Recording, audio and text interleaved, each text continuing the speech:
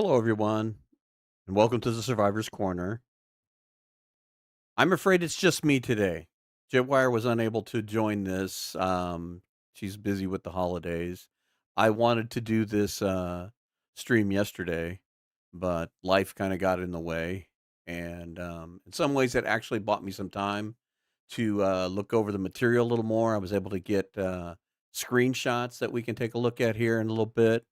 So this won't be the normal podcast. It can be a lot more visual than normal. So if you're listening to this, you're going to want to probably view it more than watch it. This is going to be kind of like what we did for when they released Black Frost. We did a lot more visual deal than we did with this. So anyone, hello everyone. Thank you for joining in. I see Rhino Max and CDU, Tobin.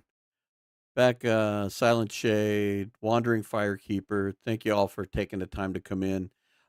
As you all know, they dropped a bomb on us yesterday, kind of out of nowhere, and I know a lot of people have already covered all this stuff. Um, yeah, Wandering, it's a different background I put together. I thought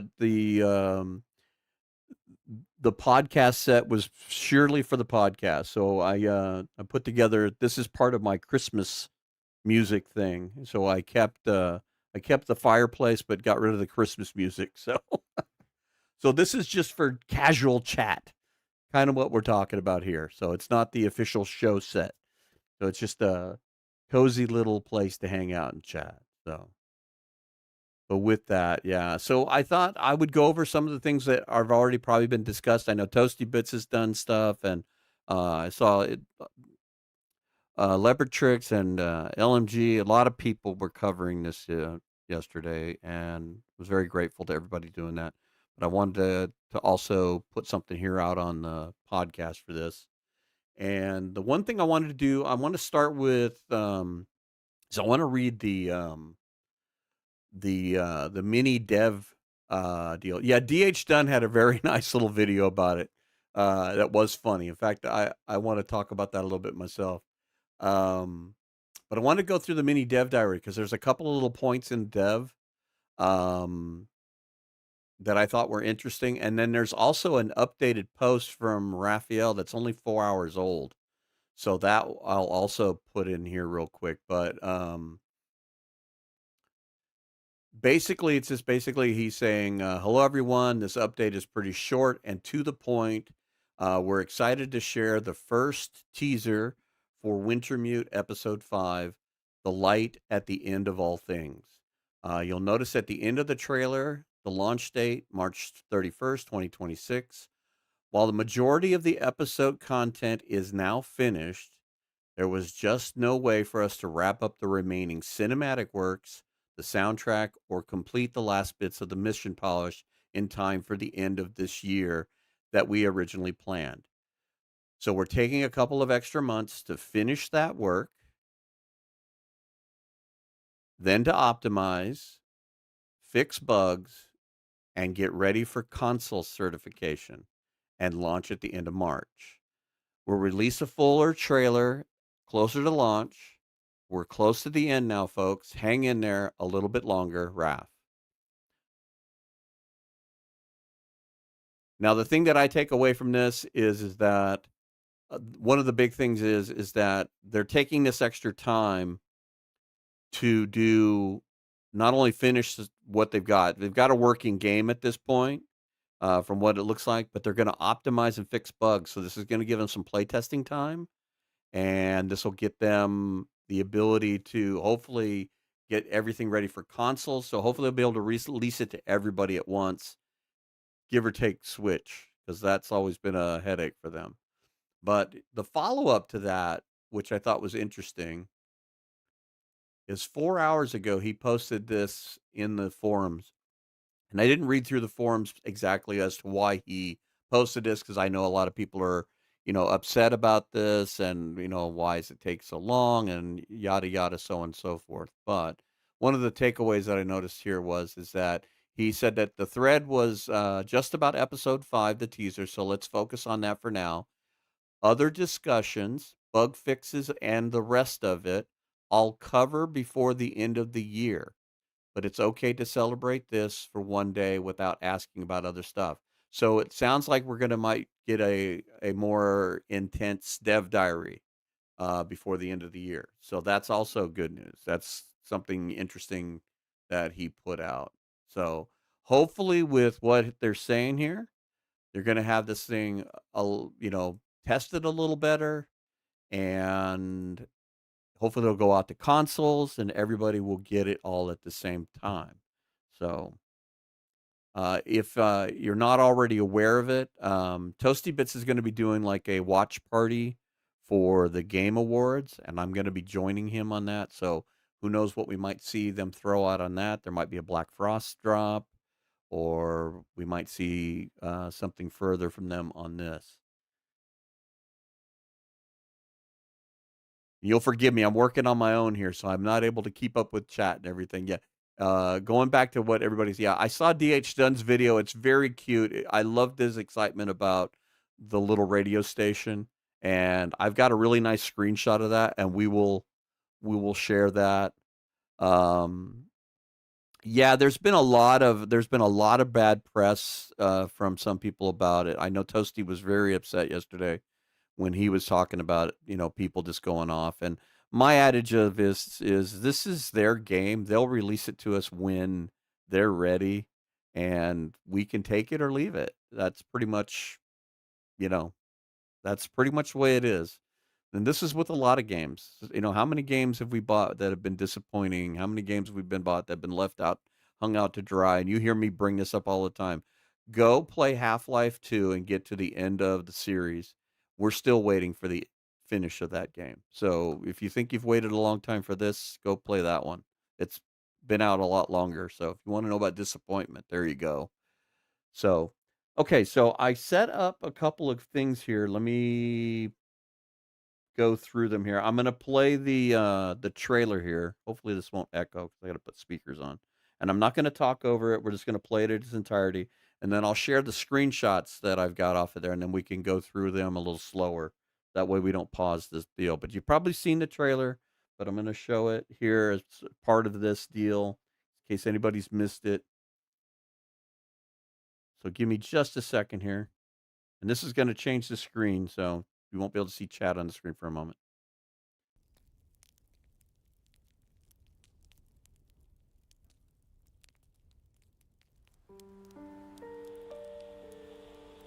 I don't know if anyone's out there, but if you can hear this, take shelter immediately. Take food, water, all the supplies you can find. The lights in the sky, the aurora, it's changing us.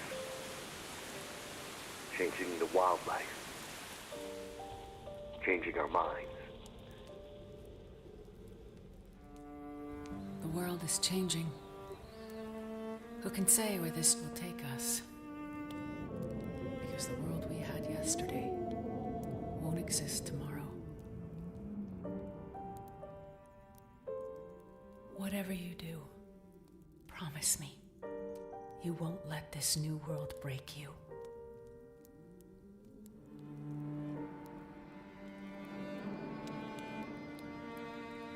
I lost you forever.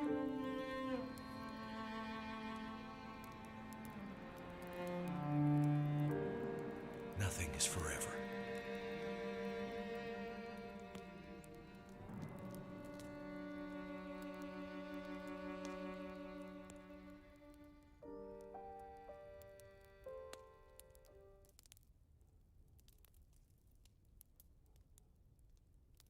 So that's a trailer. There's a lot of little things in that that are very cool. A lot of little teaser stuff that I've noticed going over it that I find to be intriguing. Some of it's stuff that people have caught already. Um, some of it's stuff that I hadn't noticed anybody to do, but we'll go over the pictures. I've got screenshots of everything. I managed to. That was the one thing that by doing this a day later, this gave me time to prep I wasn't able to do this yesterday, but it gave me time to go over all this stuff. So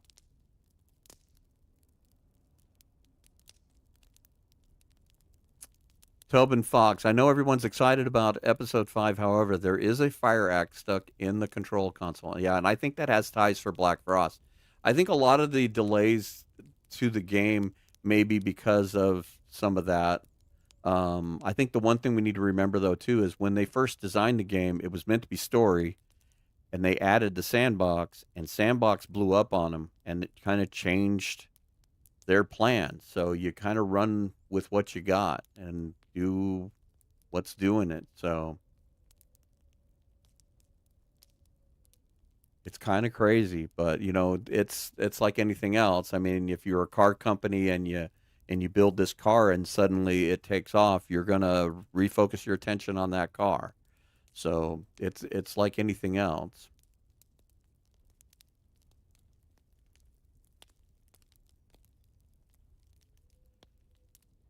James Barker, I do. Who knows? I know that's really hard, and for an independent game developer to take on the consoles, period, is a pretty impressive thing. They could have easily just stuck with PC and not done anything with that. So,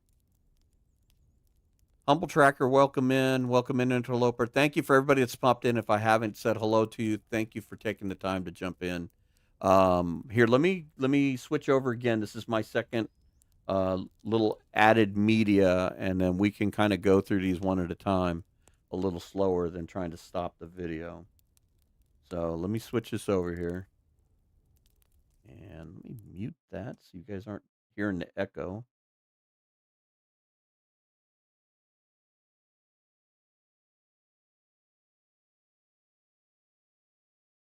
Okay, so this is the very first screen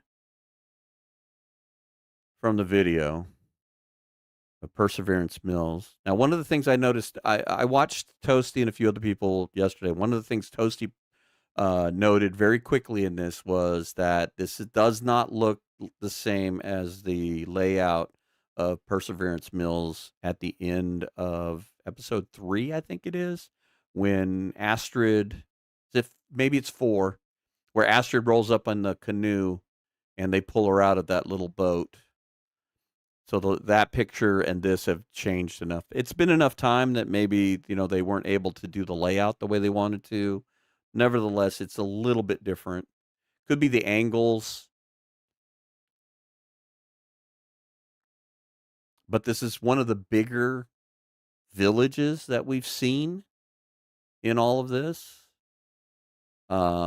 It's interesting to see that there's a lot of diversity in here. It looks like they've added some of the colors uh, from that.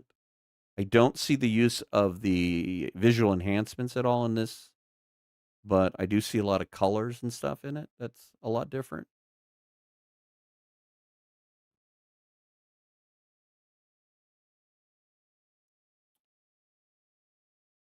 Mayo 6280. The sign we write there is probably the entrance from the other way. The bigger information up there could be the dock where she arrives. Yeah, that's true.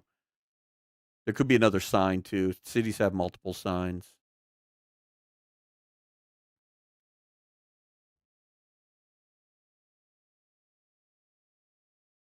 But I mean, it looks really cool. We've always talked about the fact that they don't really have a very big port, and even this isn't what I would assume is where a lot of the supplies were coming from. Port Mary would had to been much bigger than this, and they would have had to have a dock big enough, kind of like at Last Resort and Blake Inlet, where bigger ships would have been able to come in. Which there's a picture of a bigger ship to come. Yeah, Wandering Firekeeper is saying Toasty pointed out that Perseverance Mills had been redesigned. It looks like they did move things around, unless it's a perspective thing and we're looking at it because we don't. If you look to the left, we don't know what's off to the left a little bit. It could be a perspective thing, but it does appear from what I do agree that they probably had to rework this, maybe due to the story or the way they wanted to lay this out. But this is really nice. I'm looking forward to walking through here, even if it is story mode. Just to be able to walk in a new area is gonna be a lot of fun. So here's the next screen, and this one I really like because there's a lot of interesting details in this. So this is the inside of the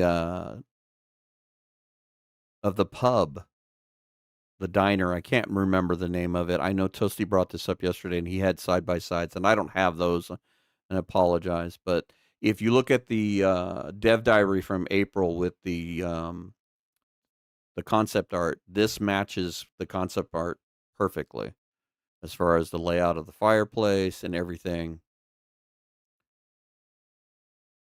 But some of the things that kind of jump off the page here that could be a teaser as to maybe seeing this stuff added into survival are some of the features that we see in here. One of them is the thermos right here. The other one is there's a set of mittens that are only available with the trader. One of the things I noticed Toasty pointed out is the coffee mug. There's a different coffee mug, and it's just a recurring thing. The other thing that I noticed, and nobody else that I watched saw this, but if you look at the bedroll, it has the stitchings on it for the improvised bedroll, which I thought that was kind of cool.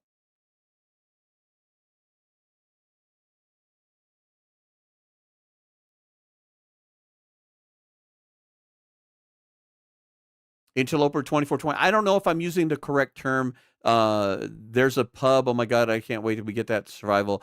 I don't know if I can call it the right thing. It looks like a little restaurant or a pub area. If you look at the concept art from April, there's some pictures of the inside that looks like there's like a bar area, and there's actual booths and things like that. And then it shows this fireplace and a little balcony. So it's kind of like a combination thing. It might be like an inn where they have rooms and everything. So yeah, Cooper's Blind. Thank you. Thank you very much. I'll be the one. I couldn't remember the name of it, and I wasn't prepared for that part of it on that compromise on the comparison thing. But I mean, there's a bearskin bedroll. We have candles. So if that's in this mode, maybe we get that in survival. But I thought the improvised bedroll was interesting because I noticed the stitching right here. So, and then you have the bearskin one. Very interesting in here.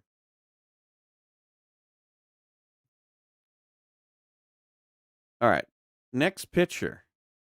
This is a doozy.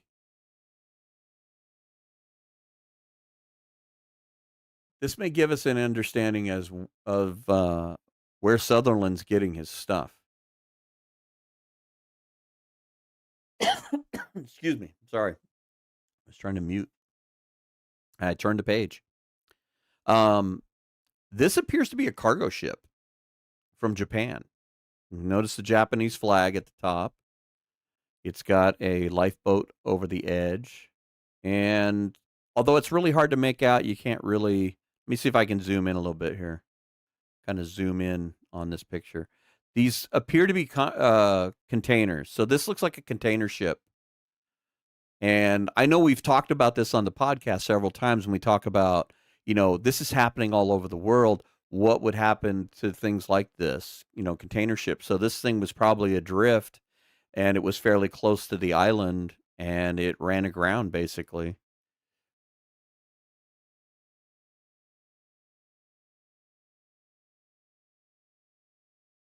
So that's an interesting add-on. I know everybody was talking about the lighthouse being over here. Now, I don't really know what this light is, and the lighthouse could be somewhere close by, but I don't see it generally in this picture. And if you watch the trailer closely, the colors of this light on the wall change. Silent Shade also, why is there light on the rock wall in the back? Yeah, that one's, I'm not sure if maybe this is a broken building or something, because I know in the concept art they had that they had that lighthouse up on the rock, and that may be part of this scene, and we just don't see it, and this is something off the background, but the light there was kind of unusual to see that.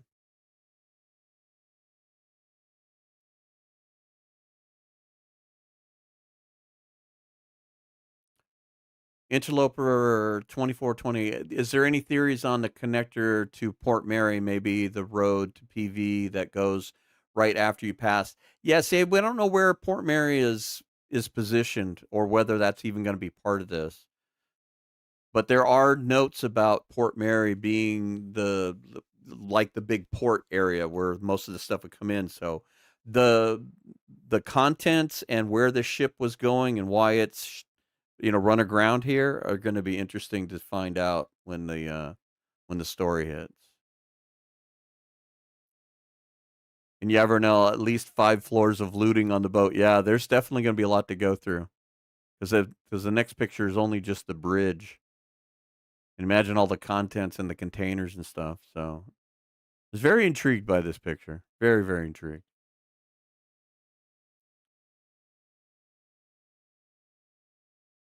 Okay, this is the next picture, and this is the interior of the boat, the best I can see. This looks like the bridge or the pilot house, and the thing that was pointed out earlier is the axe that's in here. Now, Toasty pointed this out, and I noticed when he was talking about it, is that Black Frost doesn't have a hatchet for its icon. It is actually the axe. So, is this a primer for, like a teaser for that? Nocturnal Druid. The ship is the Kobayashi Maru. Yeah, there was definitely a no-win scenario here, wasn't there?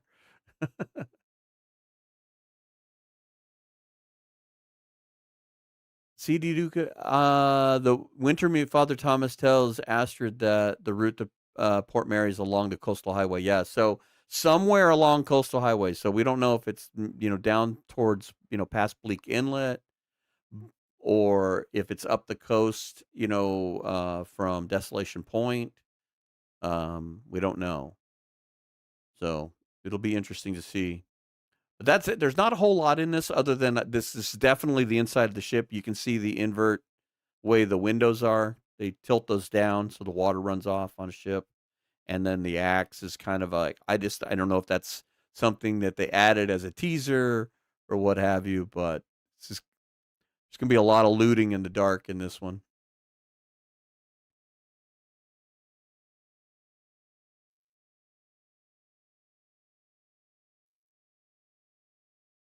Okay, this is a section that looks like it's going to be kind of a puzzle thing or a mechanism, which is like a gondola system. This might be for the mine that they show in the teaser trailer. One of the things that caught my eye with the mine is that when they do Will's voiceover, he talks about the wildlife here, and then when they switch to the next one, and it's changing our minds, which has this, for me, has this loose little thought process of Rudiger's machine and what's going on in Perseverance Mills and how all this stuff is going to tie together. So I'm curious to see how this is going to tie together with the what they're calling, an affliction, plague, quarantine. Is it tied to some other entity doing experiments that Rudiger was doing on a new scale? Because Rudiger did transmit the information to somebody. So who got it and what are they doing? Maya, Astrid could have been on the canoe for 2 or 3 days. I don't know if she survived dehydration longer. It seemed to have taken her from Coastal Highway or Crumbling Highway.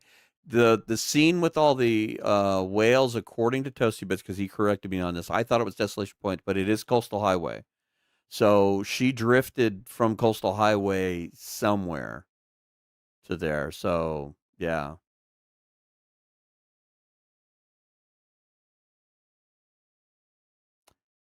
Humble Tracker. By the way, do we know who they used for the same voice actors? Because because the dialogue in the teaser trailer doesn't sound right.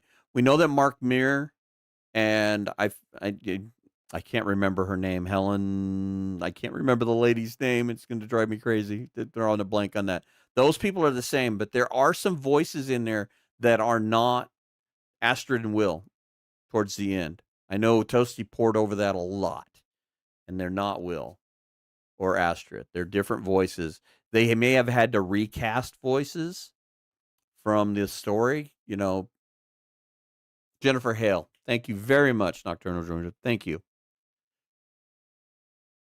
I don't know why I was thinking Helen. I don't know why Helen's on my mind. I could not remember Jennifer Hale's name. But those two voices are the same, but the extra voices at the end are different voice actors. I don't know if they had to recast somebody that they sound slightly different. Okay, the next screenshot is inside of some kind of mining area or a cave area. This could lead to what they were talking about as Will's voiceover is going. He's talking about changing their minds. So is somebody continuing, Rudiger's experiment on a new level? One of the things I noticed, and I had talked to Toasty about this, if you go into the bunkers, there are 3 different eras of computers in the bunkers. There's Cold War era computers. There are computers from the late 70s, early 80s, and there are computers from the mid 90s to the 2000s in some of the bunkers. So it tells me that there are 3 different entities or 3 different separate uses during that time period. So was somebody doing something else? We don't know.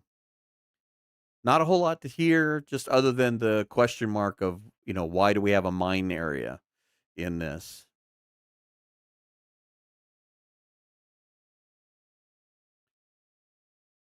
CD, I'm thinking one of the voices might be Atwood. That's true. It could be Chase.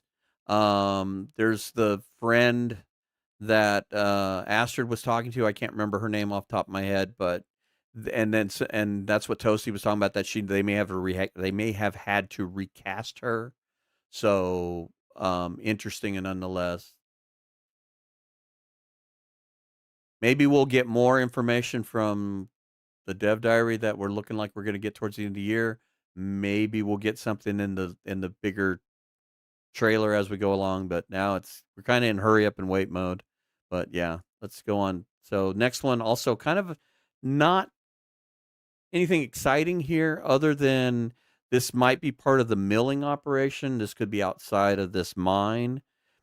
I believe what we're standing in is some sort of like a small rail train, like a locomotive of some sort.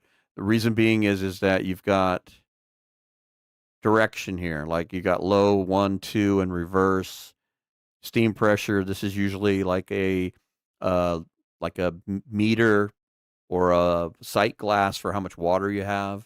So it's got to be a small. I would think like a small steam locomotive. This could be the steam stack here. This could be the whistle, but it's probably like a tug or a small, tiny one. Also, I just noticed this, but there's this rope that's hanging right here, so that's probably the whistle. So more than likely, this is probably a steam train. It's probably just a small one. Looks like there's a lever here for running it. So it's probably a small steam train of some sort, which in theory would still work regardless of the Aurora. So, yeah. Could be the ones that go in the mines. Usually the mining ones are very squat, very small, kind of like a tug more than anything. So, yeah, lots of coal, baby, lots of coal. So I thought this was kind of unique. Whether or not this will actually work in game will be interesting. But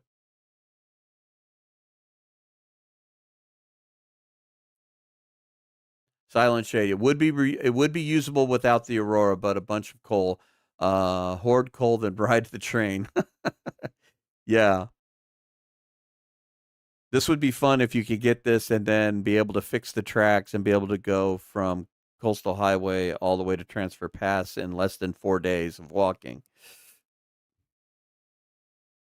Okay, so let's go to the D.H. Dunn photograph that he was so excited about in his thing. Um, we obviously know what this is.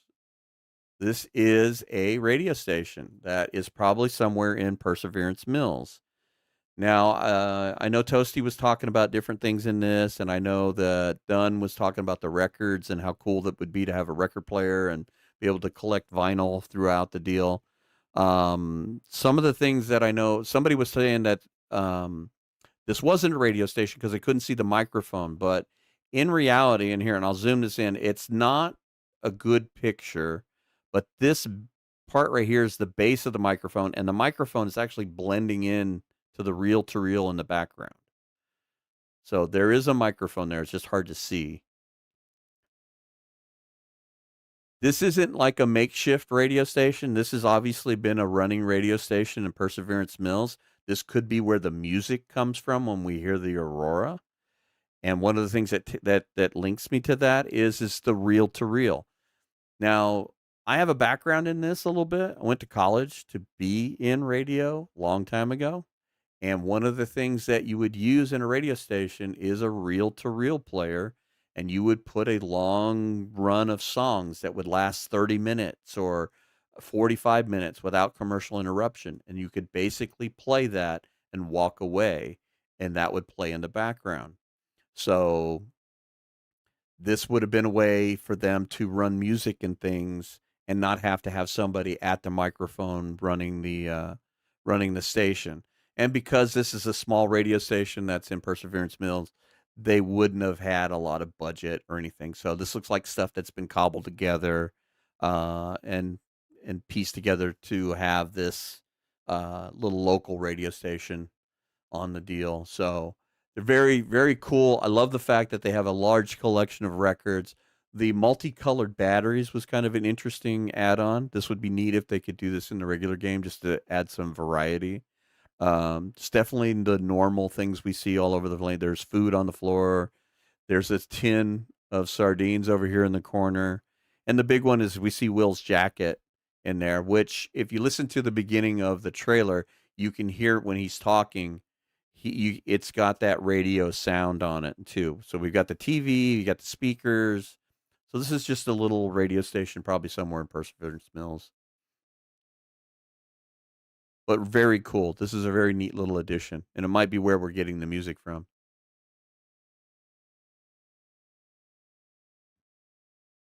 Tobin, when the aurora hits and I'm blasting the wreck of the Edmund Fitzgerald, no doubt, huh? Wouldn't that be the thing to come up when you're in that Japanese cargo vessel? And then the last picture we get, we have to assume that this is the Suzuki radio telescope. And this is where I am assuming we will meet up with Atwood, and we will finally understand why Jeremiah needed to pass along the message of Wintermute. So there's a lot of interesting aspects to that. The coffee cup reappears here too. I'm going to zoom in. You really can't see any details on it, but the coffee cup reappears in this one.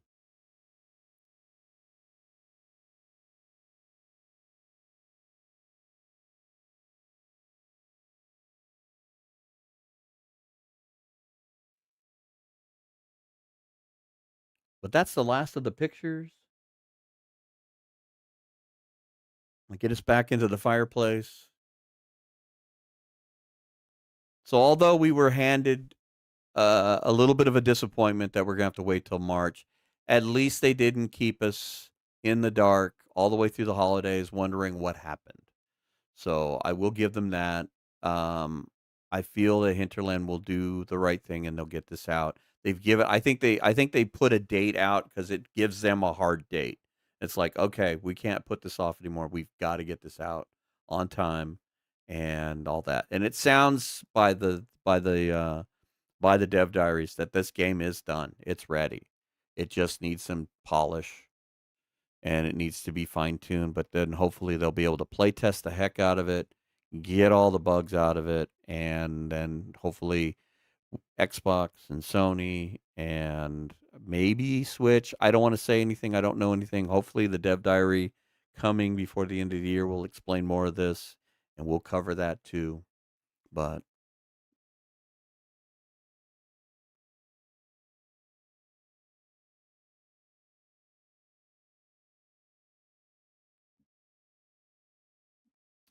Humble Tracker, I just pray they add the regions to survival. It's funny that, I think a lot of people would want that. I could see them doing it like a, kinda like a DLC, that may be how we get them. I mean, it might be like a map pack, and I would certainly pay them for extra maps. It would be amazing, especially after seeing the pictures of Perseverance Mills and all that. And even if it was, again, like going to the far territories, a little bit of a long walk or whatever, it would be fun to see all this stuff.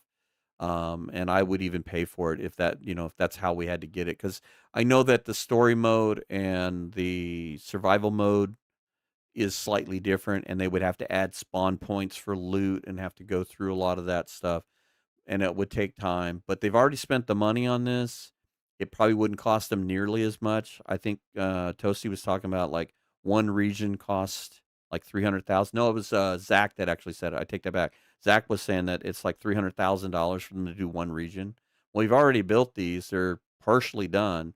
They'd be fairly cheap to finish, and it would be something that, I mean, if they came out and said it's gonna be, 10 or 15 bucks to do these maps, and that I think enough of us would pay for it that it would pay for them to do this stuff. So it would be nice. They have given us so much for so little. I've spent so little on this game and gotten so many hours of pleasure and fun out of it that I don't have a problem with it.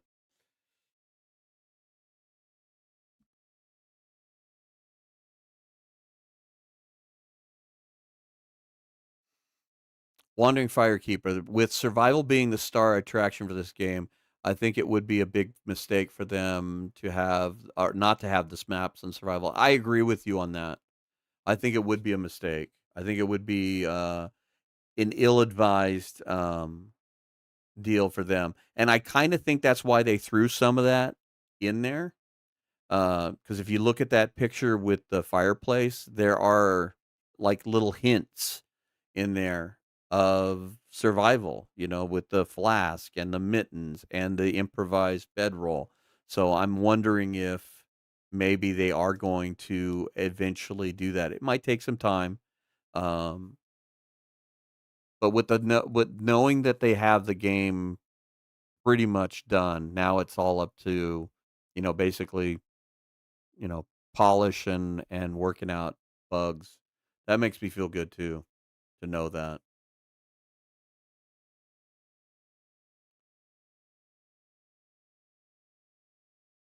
Tobin, perhaps they spent some time adding survival exclusive features to the story mode. That's possible. Although Raphael has mentioned that this one's a lot more linear and it's a lot more story driven, so the free movement and the maps is a little more restricted. But if you've spent this much time and you've got all of this fleshed out to a point, you would think it wouldn't be as expensive to just add on and tweak it so that things work. I mean, they've done it in the past. Um, One example would be in episode 2 when you go to, Broken Railroad, there's that yellow train car that blocks the way where you have that instance with the bear. They remove that out of survival, and now you just walk through there. And so far, everything that has been in survival, or I'm in Wintermute, has made its way. I mean, they changed Pleasant Valley. Pleasant Valley didn't have the plane crash in it, but when episode 3 came out, we got the new Pleasant Valley.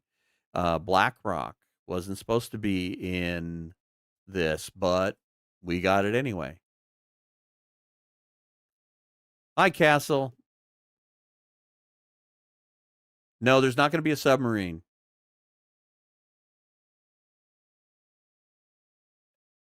And give Toasty a break on the submarine thing. He was doing a reaction video, so he was just looking at stuff. Once you get a closer look, you know how it is. Hello, Toasty. Thanks for raiding in. Appreciate it. Yeah, we were just going. I have screenshots of all the areas, and I was showing those off, and we were looking at a little more close ups of the screenshots. But I was telling Castle he needed to give you a break on the on the submarine mistake. We understand you were looking at this on the fly and making, everything. No, Toasty Jetwire is not here. I asked her if she had time to come in, but she hadn't responded, and I'm assuming she's busy. But, by all tokens, if you would like, I will send you a voice invite if you wanna join me on here. That's completely up to you, if you wanna talk about these. I'll even go through the pictures again if you'd like.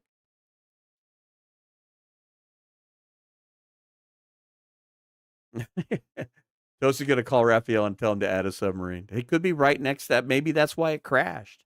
Maybe the submarine crashed the Japanese ship, torpedoed it. I'd gone through, I've pretty much gone through, everything, but I'd be love to talk to you about it if you want, and I'm sure everybody else wouldn't mind us having a conversation about it. So like I said, I can send you an invite here real quick and get you on. Wouldn't take but a second.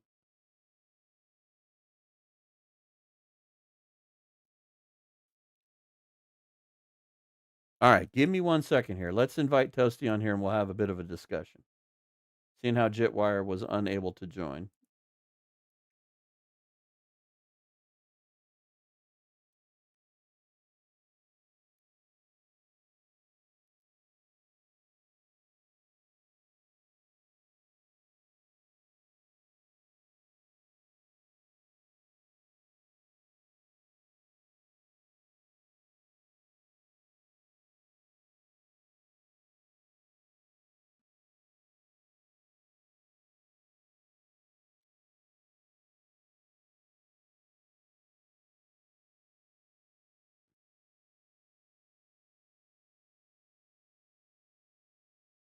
Am I Hello, Toasty. Welcome on. welcome? Thank you.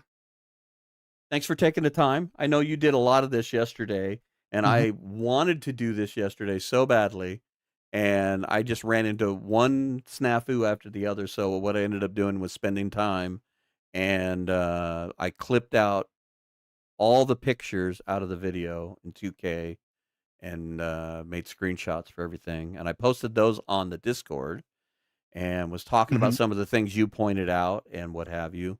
I can bring the pictures back up if you want. I know you're on a little bit of a delay, but Which we can play. Discord? It's on my Discord, Oh, the Survivor's Survivor's Corner? Corner. Okay. Yeah. No, I can look at them from here, Okay. but I'm very familiar with the pictures now. Yeah. So I'll bring up the pictures again here real quick. Here, let me do, and I'll go back to the beginning here. So I'm looking at the one with Perseverance Mills now. Mhm. And I was mentioning how you were pretty animate that they had reworked this from episode Actually, 4. But I was thinking more, it might be yeah. Oh, more no, no, of that part, yeah. Mhm. it might be also a perspective thing because, we don't seeing so much to the Yeah. left, Mhm. or it could be I on thought the you were other gonna side.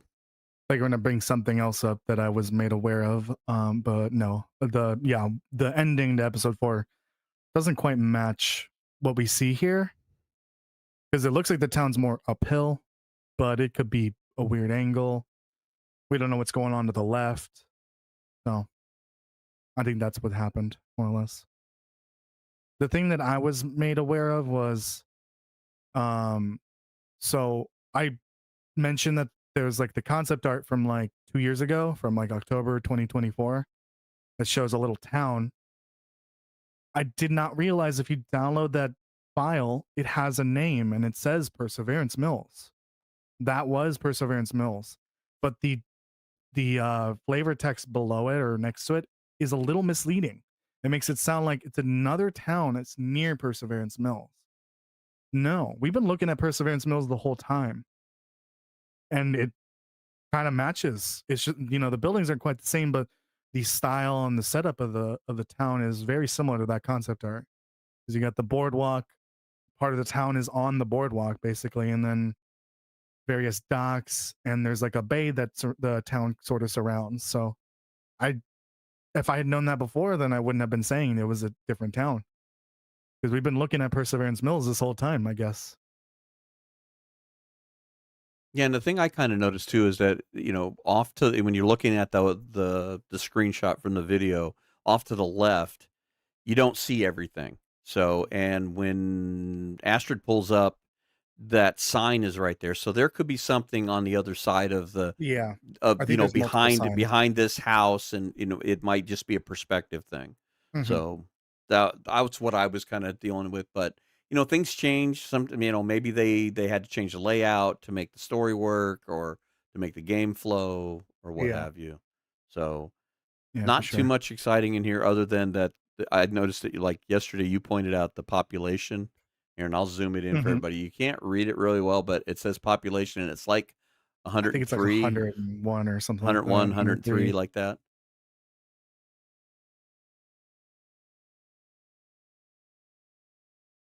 Yeah, that same sign is where Astrid lands too in this on Yeah. the other dock.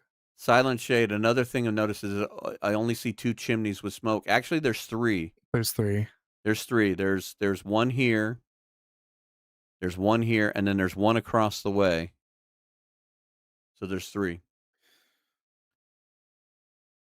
Nocturnal Druid, tiny town. It is, but it's actually I'd almost say it's equal to size, if not a little bit bigger than Milton. It's definitely bigger. Yeah. Someone counted on Discord on the unofficial Discord. So there's What 33 buildings in this scene. yeah. And there's a lot of buildings up in the hills, and I'm Yeah, that we're pointing not at it. seeing. Yeah. So this reminds me of a town that I have here in Arizona. It's called Bisbee, and it's built into the mountain like this. So when you go to Bisbee, it's like stair steps. It's quite interesting like that. Mhm. So let me switch pictures here because okay, so now we're looking at the fireplace picture. Mhm. And then I noticed you pointed out a lot of things like the new coffee mug, the mittens that were The from the flask. trader, the flask. Mhm. Now, I was mentioning this, and I didn't hear you talking about this, and I know Nadia was bringing it up over and over again in your chat, was the thing about the bedrolls and stuff. Uh-huh. The bedroll has this stitching like the improvised bedroll. Oh, the other one on the ground? Yeah, the one on the ground with the red pillow. Oh, I didn't realize that. I So, noted the bear bed rolls, and actually in my I wrote a video today to do more like a scripted version of what I did yesterday. I did note the other bear bedroll, but now I'm gonna update that to include the improvised bedroll. I did not does notice that that. not look like that? It does, Am yeah. 'Cause it has that stitching Uh-huh. that shows in the improvise. Because in a regular bedroll, it doesn't show the stitching, Yeah. but I noticed that, and then, like I said, I noticed that you had pointed out plus the candles, that's also an interesting deal, and they showed That's candles those are on the in concept, the candles are in the game already. They just don't have like a usable candle that works as like a mechanic. so it's not I in think the that's why it's not in no, survival, because yeah, they've shown survival trailers with candles in them. I think yeah, most notably the Frontier Comforts one had candles all over. I think Broken Sounds also had those, but those are just there to like show, to like make things look nicer. yeah, They have them in Wintermute too, like in episode 3. There's candles in the community hall. They just don't have a functioning candle that like you craft. It lasts a certain amount of time, and then the materials needed to make that, which I think we kind of already have what we need to make it. I think it's just we have the animal fat. I think you can use that to make candles, if I'm not mistaken. alright, Silent Shade, it says, Um, what is the bag to the right of the fireplace?" uh, And I don't know if I I see a I bag see a perspective. There's a pillow. pillow, yeah. There's a red There's pillow there. there's a red pillow here. There's a bearskin bedroll rolled up on the left side next to the bear statue that I know Toasty pointed out as Mhm. the concept art, and that matched this up, quite easily. Yeah, this room basically matches the concept art. Yeah, because the fireplace is the same and Yeah, everything. the And furniture's then not quite the same, but everything else is the same. yeah, and then this kinda looks like a bearskin bedroll with the white It pillow, is, and yeah. then an improvised bedroll with the red pillow, and then there's another, like, mattress or cot back to where it looks like antlers, like you're looking down at a chandelier, it looks like because there's, Yeah, like, light bulbs. this is a view from the 2nd floor, for Yeah, sure, from looking the down. building. And a Mhm. coffee mug, and then the new mug of some new liquid. The that we animal do not skin know. looking bag in the shadow. There is something in the shadow there. I can't tell what it is.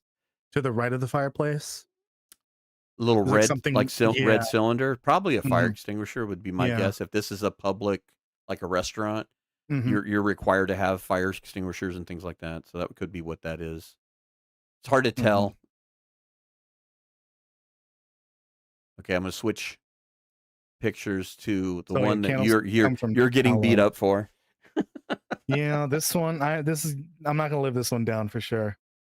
Listen, if you don't have a high enough resolution or good enough eyes, that can look like a piece of cheese for all I know. It's yellow and it looks round. I don't know what it is. It looked like a submarine at first, The but other it's thing they need to cut you some slack on is that if you're not familiar with shipping hmm. or cargo containers or even Yeah, I did note the cargo cruise ships, containers later. yeah, lifeboats don't look like they do on the Titanic where they Yeah. roll them down in their rowboats. They're these pods, and you can Hmm. put like crazy amounts of people in them. That's ridiculous. I would never want to be in one of these because you can Hmm. put like 200 people in one of these lifeboats. It's ridiculous, but Yeah, that's and what it is. It's that to is a save your cargo life. container. I Yeah. do. So I've definitely seen videos of cargo containers out at sea, and this looks like a cargo container ship. That you can see some of them kind of in the back. They're just in the shadows. yeah. So this is a cargo container from Japan or Hmm. flagged from Japan that's run aground. Yeah. That was probably adrift. We have talked about that in the podcast. I brought that up earlier before you got on, that we Uh-huh. have mentioned it several times. What was it like for like all these things out there? Now, the one thing that I know that we were talking, the green light on the wall that changes colors. You brought up that it Hmm. changes colors and all that. In the higher resolution, I don't know what that is, other than it could be just a broken building. It's a lighthouse Yeah. because if you look at Lonely Lighthouse during an aurora, it changes colors. The light from it. Is that in the distance? Yeah, if you're next to it, I think in the distance as well, Because it looks it like changes just the color. light that's on that wall, unless there's a perspective thing I'm missing. I think it's definitely perspective.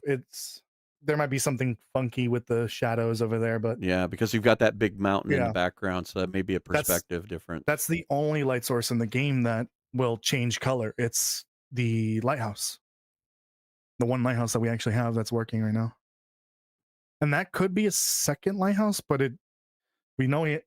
We have concept art for one lighthouse, but the environment around it looks a little different. So And it could be then the same one, but it could be different. Who knows? FAR 11 is it looks like the containers are falling off the side of the ship. Yeah, it looks like Hmm. it definitely ran aground at speed because it's dislodged the containers. I What was makes me joking wonder that this where the is where ship was going. Sutherland was getting some of his stuff. It could be. You never know. I We wonder never where the know. ship was going initially. If it Yeah. crashed into I would the assume island. because this is the island, maybe it was in the shipping close to the shipping lanes, and this thing Maybe. just, if they had no rudder control, Hmm. maybe they were making a course correction and then it just happened at a bad time. Who Hmm. knows? But all right, I'm gonna go to the next picture because I know we've already gone through this, but I'm Yeah. loving this, getting your perspective on this. This next one's Uh, pretty simple too. this one is very simple. We don't have to spend a lot of time, but the big thing on this one is obviously the axe because that is the Black Frost um, icon. So, Yeah. but this is just the interior of the chip, and I'm gonna from there to the next one, which is the gondola system, Hmm. and that probably leads to that mine area. That's the next picture. Yeah, I think it does. Yeah. Yeah. Now, the thing that I thought was interesting about this, and I was mentioning this earlier, and I didn't have a chance to mention it to you because I had so many things I wanted to add when you were doing your reveal that I couldn't type enough to do it justice. But in the trailer, this is the part where Will says that the animals are changing, Uh and huh. then the very next picture, which I'm going to go ahead and switch to, is the interior of what looks like a mine, and that's when he says it's changing your mind as well, Hmm. which is to me very heavily leaning towards was there another group doing another Rudiger machine Yeah. down here? And as I've talked Um. with you about was Mhm. in some of the bunkers, there are 3 generations of computers. Hmm. So, conspiracy theory, my end, my thought. I'll talk about that in my video. I'm a little scared that the first flare might be a man-made disaster because there's a lot of similarities with just that one line that this is changing our minds, like human minds, with what we saw in the Tales trilogy.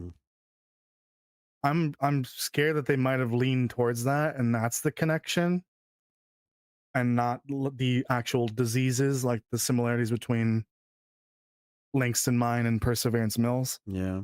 It could just be a coincidence, and I hope that's the case because I don't know how I feel about the first flare being a man-made disaster and that's somehow gone, out of control. It Like would the need to sun, be very it well thought because out as a I've seen science them. I thing. saw a really really bad, poorly made sci-fi movie where they like did some experiment with the sun, and then the sun regurgitated a CME that just caused all sorts of chaos. I really hope that's not what's happening here. But I'm gonna hold out hope that this it's just a mere coincidence. Yeah. Now, I mentioned this earlier before you got here, and I don't know that if you Hmm. saw it or not, but Raph had posted on the same deal where he did the little mini dev diary. He posted a Hmm. thing about people getting upset. Is like, hey, this is about episode 5. Keep the talk about updates and things, for Hmm. later. Let's celebrate this. But I'm going to put out another bit of information before the end of the year. Okay. So it sounds like he's gonna do a more Yeah. in-depth dev diary before the end of the year, which Yeah. hopefully That's what I maybe was. I was thinking we might get that in like January. But yeah, yeah. he did say by the end of the year. Hmm. But I know what you're talking about because you've talked about this before in that the solar, the actual solar flare shouldn't have been caused by Rudiger's machine. There's nothing we Yeah. have that would have caused this kind of, I mean, we could send every nuke we had at the sun and it would just, you know, Would cough. That's yeah, it it. would cough. It wouldn't do anything. It's so big. So so it wouldn't be that. I'm curious to see how they're gonna play that out Hmm. and where they go with the story, but at any rate, let me go to the next picture. And this is the one outside of either the mill or the mine. I was So making the I note think that that this this is is a this is a go train ahead. engine. Yeah. Yeah. I think this is a train yard with the train engine, and then that building might be part of a mill because this is a milling town. So they would like cut the trees and then bring them downhill and maybe ship them off raw, like just the raw wood, or mill them in a sawmill like this. Yeah. Like we don't see what's inside, but like that could be what it is. Or maybe it's like another maintenance shed like in Broken Langston. Railroad, but Yeah. in Broken Railroad. Oh, Broken Um, Railroad. but yeah, this looks like a railroad yard essentially. This is Like definitely you you're can standing see inside multiple. an engine because you've Hmm. got a thing that says reverse, probably low 1, 2. You have a throttle on the one side. There's a bubble sight gauge for like water level. That's what Hmm. the tall thing with the lines in it. You've got a steam gauge. You've got and this one I just noticed when we were looking at. There's a rope that swings in the top, and that's Hmm. probably for the whistle Hmm. Yeah. or to hang on to. But nevertheless, Yeah. I didn't notice the that's the train oh shit handle. initial. Next one is the radio station. No, Yeah. it's funny. I Do you don't know if you. agree it's a radio station? Oh, it's definitely a It's radio just station. it's just not like a Signal Hill radio station. This is just like a makeshift one. This is a small radio station. Somebody's put this Yeah. together, and this has been around a while because they have a large collection of vinyl. They Hmm. have a reel-to-reel tape player, and this is something that I know DH Dunn did a little short video on this today. I don't know if you saw it. He No, referenced I'll watch you, it by though. the way. You need to go give him a Okay. shout. But Yeah. he referenced how he was so excited about that they had vinyl, and he hoped that they would add a record player to be able to pick up music throughout the game and play it during the Aurora. I thought it was funny. I It was think that'd very be really cute. cool in Black Frost. Like you can find cassette players and Mhm. and vinyls and record players and play music during an aurora. That'd be Yeah. kind of cool. Now What I don't think, yeah, no, the that'd thing be that cool. I noticed about this, and this is because I've got a little bit of background in this, and I know you were confused by the reel-to-reel tape player when you were doing your thing. Hmm. I was laughing a little bit about that, but I was like, okay, this is the same thing because you and I have had these discussions Hmm. about our age difference and you knowing things Yeah. and me knowing things. So when I was going to school and college, I was taking broadcasting classes, so I have some familiarity with this. And this may tie into, and this is what I was telling the audience earlier, was that the reel-to-reel machine was something that you used on radio stations back in the day before you had Hmm. carts and electronics.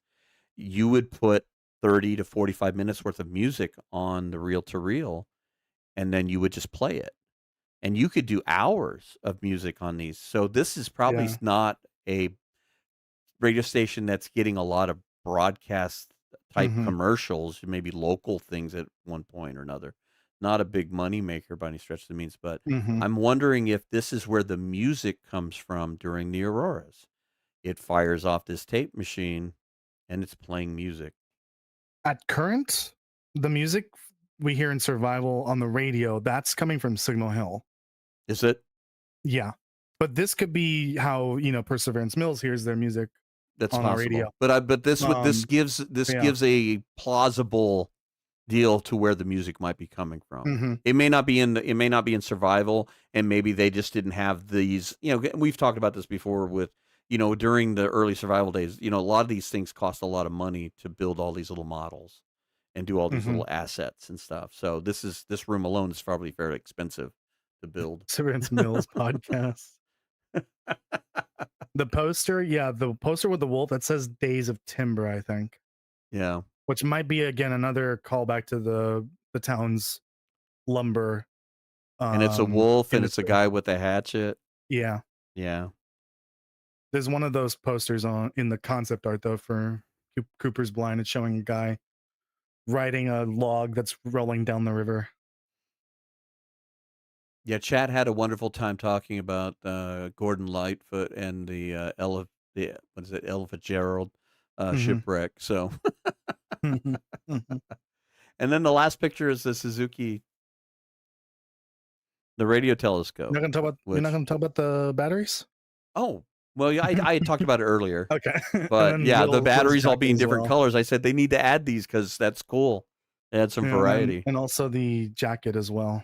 The That I think jacket is the was also most one I pointed out. The most other important thing part for the sure. other thing I know you talked about was, somebody had argued about this being a radio station because they didn't see a microphone, but there is a microphone in the picture. It's just hard to Hmm. see. Yeah. If you look at the base of where the reel-to-reel is, you'll see a white square with a Oh, little yeah, that thing on the thing. tail, and then the microphone comes up from there, but it blends into the background because Did of you the notice the resolution. lantern The lantern next to the reel to reel? is the red one, It's right? The it's spelunker? really yeah, it's the Spelunkers one. Yeah. It's really hard to tell, but there are some frames where it's a lot clearer right there. Yeah. I do find it really interesting that they're adding in There's a lot of little tidbits. survival items in here, Yeah. like expansion exclusive items and new versions of items in the game that haven't been before, like the batteries. And then, of course, I think Yeah, the again, last back one. to the last picture is the Suzuki telescope, This one's which very simple too. which is funny. I'm wondering how big the radio dish is for this because Hmm. where I live in Arizona. I've actually gone to what's called the Very Large Array, which is just out of Sirocco, New Hmm. Mexico, and there's like 20 different radio towers, and they roll them out on train tracks, and they spread them out further and bring them close together depending on what they're looking at as far as that goes. So it's interesting to see this if it's only the one dish, depending on how big it is. I'm wondering what they're looking at. Yeah, no idea. I'm very excited though for just to be able to see this though. Like this Suzuki telescope is probably going to be the most important location just in terms of story. I agree with you because this is the Mhm. part where you're probably going to get to figure out what Jeremiah was talking about with Wintermute, Yeah, and Atwood's going to explain what's it's going on. it's like the And equivalent of you going to the doctor and they give you a diagnosis and it's really bad. Yeah, I think that's like the equivalent of this part of the story. and I think that's where the radio We're broadcast of, uh, "Hunker down" comes from Will. He from what Will says in in the teaser, it Yeah. sounds like it's the worst case scenario. He got the bad news from the doctor. It's Uh-huh. terminal. Yeah. Yeah, and you notice the coffee cup right there, right? Yeah, it's the same one It's the same one from from the earlier. fireplace. Someone I think I've seen multiple people say it might be hot cocoa, which I think would make sense, right? Like it's something new that we haven't had. What other type of tea or coffee are we missing? And that Also, I would think be it that's would the type of be cup they use for coffees though. That's The true. teas get the other kind, the The rounder more ones. rounded style, Yeah. and the coffees tend to be in the tins. So I think this is You know, gonna be like hot that cocoa. might not be too far-fetched because Mhm. they did say they were gonna add stuff to Sutherland. So, if they Yeah. created this, maybe that's gonna be part of This the yeah. trader. This might be there might be new things in this that will come into survival mode Wandering through Firekeeper, Sutherland. can you zoom on the cup? Yeah, I'll zoom on the cup. It's Yeah, not it's like really good black. here. It's black and it's got some white text on it. Yeah. It looks a little purple in the other frame, but it's definitely black here. Here, I'll go back to the fireplace real quick here, and I will Yeah. zoom in on it there because it's got a little different. It's hard to see because of resolution. Also, back in the we'll go back to it afterwards. But back in the radio station, did you notice the posters on the wall that like I'm going back there definitely now. tell you it definitely tells you that it's like a conspiracy nut? Yeah, Yeah. this is somebody who probably did a lot of conspiracy broadcasts. Yeah. He must have been crazy because if you look very far to the left, there is a tin can of sardines there, and only a crazy person would be eating Last Resort. Yes. Absolutely. Yeah, don't trust Last Resort. I trust Last Resort a little bit more over the Can-Tam though. Yeah, the canned ham is ancient, Compared to Last Resort. At extremely the very bad. least, the lore kind of suggests that the sardines are within 10 years, but there could be a manufacturer on the mainland that also brings them to the island. I don't know. But the canned ham is ancient. I would Yeah. not touch that. I don't care how well sealed they It's are, funny, the environment they're in. the ham lasts longer than the pemmican, and the pemmican's supposed to be, long Forever. lasting. Not forever, but We just need to be able to make hardtack, and we've got it. We uh-huh. can make hellfire stew then. That's one of my suggestions. That's one of the foods I would love to see in the Long Dark. But if scurvy is a thing, maybe broken teeth could be a thing as well, and hardtack is the cause of that. Hardtack, yeah. You'd have I to was wa soak it in water. I watched this guy, his name's Max Miller. He does a channel called Tasting History, and my Mhm, wife and I love watching him, and one of the things he does is he makes hardtack as one of them, and the mhm. other thing is he makes this thing called Hellfire Stew, and they Ooh. put basically the hardtack in the pemmican Yeah. stew to soften the hardtack so you don't break your Mhm, teeth. So, it's kind of it's been interesting to watch because it's like I can tie some of these things into the game as I watch this guy, do these old recipes and stuff. He's a lot of fun to watch. mhm. But nevertheless, yeah, there's a lot of conspiracy theory in here along Mhm. with, everything, especially Yeah. Independent radio just station because also you're pulls it back paranoid in. doesn't mean they aren't watching you, and the don't trust anyone. Yeah. So, they're I might be strapped. crazy, but TD-95 kind of reminds me of Taylor Swift's 98, TS-98. Does anyone agree with that? It's like the only time I've ever seen like 2 letters and then and 2 numbers next to it, and there's a guitar on It the could poster. also yeah, it could be some kind of, Could be an Easter egg. Like like a concert yeah. promotion Mhm.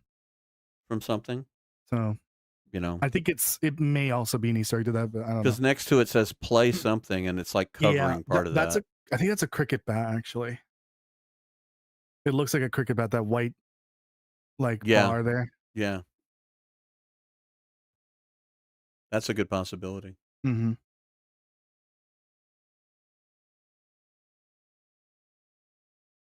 So someone did mention they're tired of seeing the same old candy bar. I think it was Tobin.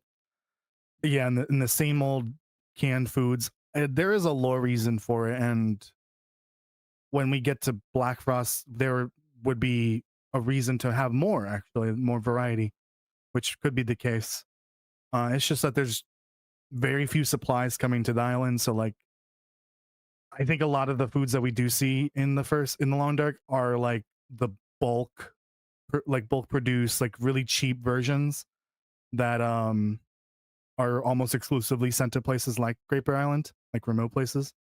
So in Harmont, we're on the mainland. I think we're technically in Ontario, according to one comment by Raf.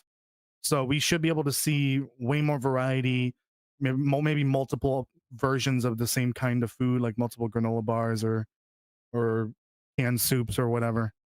Um, and yeah, and that would The good explain why the trader is able to find special items, special food items we can't find on Great Bear Island because they're not going to Great Bear Island. They're going to other places like the pickles and the cereal. Although the pickles, I feel like you should be able to make them anywhere as long as you get the ingredients for them.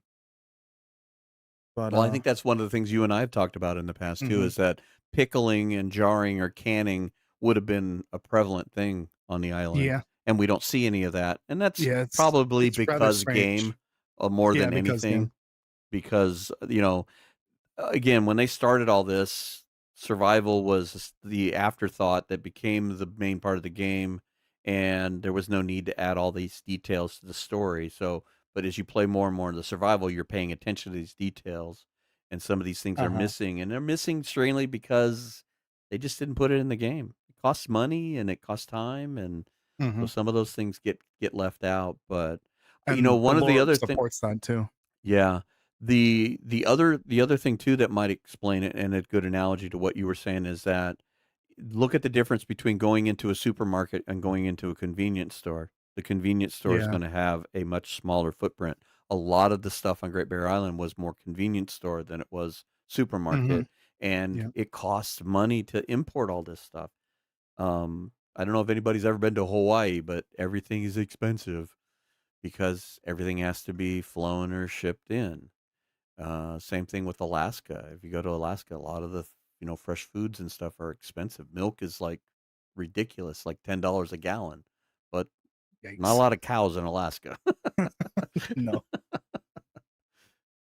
And you certainly aren't milking the moose, even though I know Castle wants to.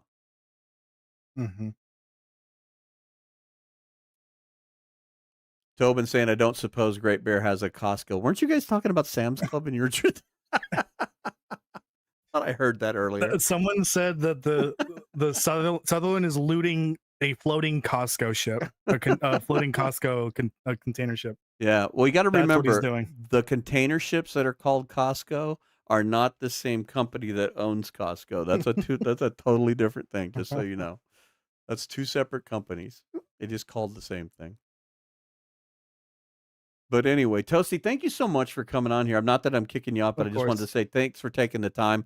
I wanted Hmm. Jitwire to come on, and she didn't have time apparently because she didn't respond. But I wanted to get on here and just kind of go over some of the stuff. And like I said, I had read that thing from Raph that was only a 4 hour old post that he was going to put out a more in depth dev diary, and I just wanted to do something for the podcast that was more. And I appreciate you taking a Hmm. moment to come in here and chat and help me with this and everything. Your support here has been amazing, and I appreciate Of that. course. Just to say that out loud, but very cool that here, let me get rid of these. I'm gonna quit. I'm gonna want to look at that picture forever because I love the radio station thing. That's like Hmm. I said, that's something I've always wanted to do since I was a little kid. Um, but very interesting times coming. For sure. I'm excited for the next dev diary that is coming next month. I'm assuming He because did I say we might he said it was gonna be before the end of the year. If you look in the yeah, forums where he did the dev it's further diary, down. it's Yeah, further further down, down yeah. from that. Yeah, you can read through it, We might but get the confirmation of whether we're getting these maps or not for survival. yeah, they I'm made willing to bet we won't initially. They might work on it, but I doubt it that I'd we'll get it like them right to off. offer it as maybe like a DLC, like a map pack. Doesn't have to be like the Yeah, Tales DLC, but I've said offer it as before a map pack that we I'd could pay pay for it. $5 for a new region, but I think they've said it's kind of expensive to make a new region.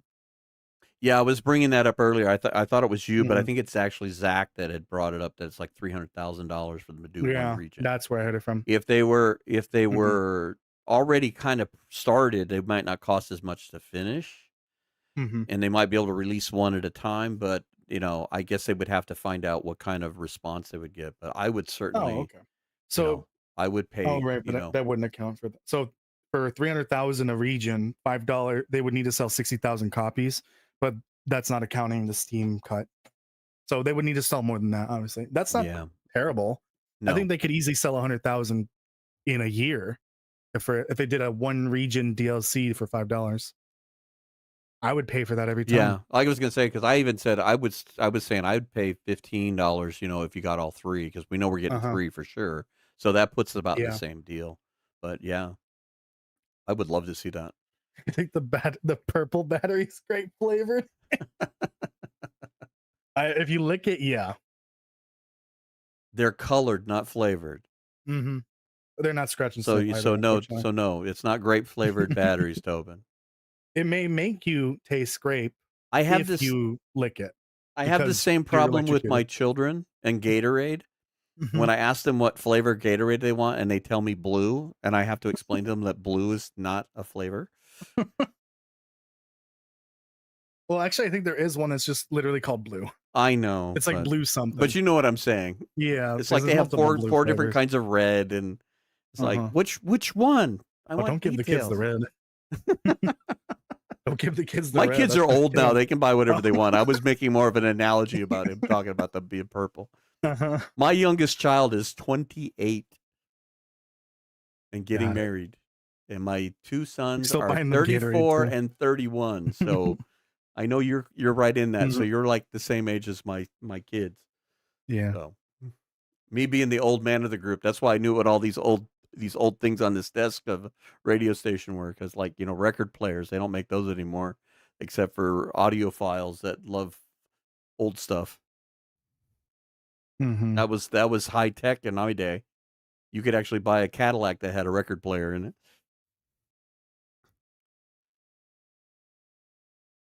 Wandering Firekeeper, thanks for coming in, buddy. Appreciate it. Thanks for everybody who's joined in. I mean, the amount of people on here this late on the eve of Thanksgiving is amazing. I so appreciate y'all jumping in here and listening to us ramble and talk. Toasty and I could probably go on for days with this, and I don't want to keep him any Probably, longer yeah. than he wants to be here. So if you need to go, Toasty, that's all by all means. But Mhm. I'd love talking about this with you. This is so much fun.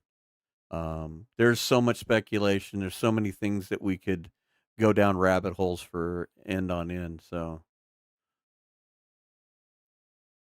Well, this ended up turning into an episode of the podcast, basically. no doubt. It was I listed it as a short thing, and I wasn't expecting well, I You wasn't went expecting to get way you to come over. on. I knew you Uh-huh. were streaming, and I didn't expect you to pop in. And I by the graces of God, you agreed to come on here for a little bit. So I do appreciate it. It's only 6 p.m. here in BC, and we already had Thanksgiving. Oh, okay, Jess. I'm Yeah, sorry. she's Canadian. That's why. They had it last month, I This think. is a whole different subgroup because when we do it earlier, we get all the people Uh-huh. from Europe. So we're getting a late group here. So this Mhm. just tells me that we need to add another show to the podcast. I need to find time to do it like on a Friday night or something and do a late one. But we got to have something to talk about. So this was something to Oh talk boy. about. Yeah, wait till we get Black Frost. We'll have an excuse to have a second show. Yeah. We can complain about it.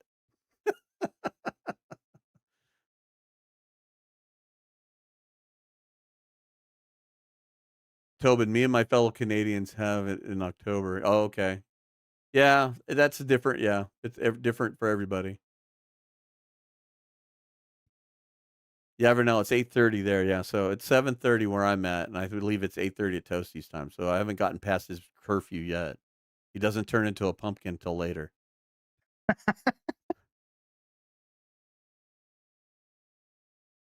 And then if you're joining in now and you weren't here earlier, I did mention this, and then that Toasty's going to be doing a watch party for the Game Awards. and I Oh, will be joining him for yeah. that broadcast, so we'll be looking at those. In fact, I just want you to know that I've actually been studying for this because I went and looked at the categories, and I'm like, "I do not even know any of these games on Hmm. this list." I need So to make the I've been rules for actually that. watching some videos of people playing the was it Claire something, Claire Obscure. the Expedition Yeah, 33, that I was like, that's "That's gonna very be the game of the interesting." year for sure. Yeah, that's very interesting game. And then I was watching, the Standing one with, the guy from The Walking Dead. I can't remember. Oh, Can't Death remember the name. Stranding. Stranding? Death Stranding Stranding? 2. Yeah, I watched a little of that one. But I thought I'd That better one? Yeah. do some homework so I at least understand who's in I the forgot categories. I forget that game came out this year. That's Yeah. crazy. Death Stranding Death too. Stranding, yeah, okay, that's the name of it, Castle, thank you. Yeah, the Claire one was interesting. If I'm not probably gonna say Expedition 33. I only watched a guy play it for, like, the first hour and a half, and it's very bizarre. It's definitely not a game that I would play. It's just not my cup of tea, but it was interesting. It looks really pretty. The story in it's kinda strange. The whole fracture and the expeditions and the countdown and stuff it's unique. I like the story part of it. I doubt I would ever play it.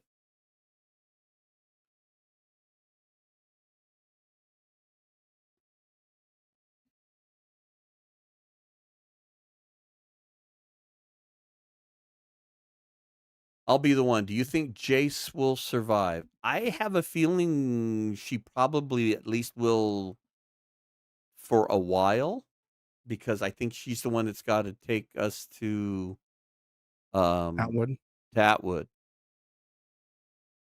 Now, Matheson's still alive, and if he shows up, that God knows what Mhm. happens at that point. But Yeah.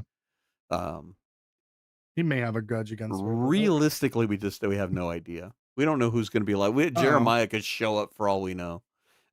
maybe. Who knows? Maybe Grey Mother walks in. Please no. Please no. Of all the characters to return, I really don't want her to return. Unless she And we can don't even we somehow don't even really shoot know if Mathis. Hobbs died. They don't say it. I get the feeling They that he's dead. assume it's assumed. Yeah. But I don't think he could survive his injury No. no matter the decision.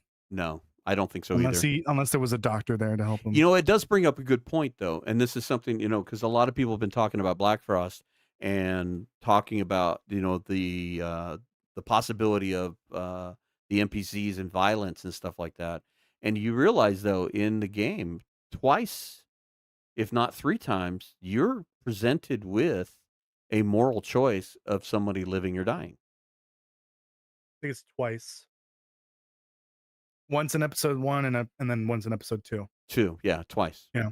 So everybody being up in arms about it being in Black Frost has got to go, hey, you need to rewind the clock a little bit. And it's been in the game already. Mhm. It's not prevalent, but Yeah. it's there. So, Yeah. Those are definitely just more there for like to make you think about the moral choice. yeah. Like cuz at this point in that point in the game, Will it hasn't come across his mind that this is the end of the world. The apocalypse has arrived. It Well, isn't it's like when he until sees after that that. first dead body, he's shocked by it. And then Uh-huh. in fact, The this is dead something prisoner, that we yeah. wanted to do. We wanted to do a podcast on this, and I was going to try to get like Contatus and Zach and that we were going to have like a roundtable discussion about the morality.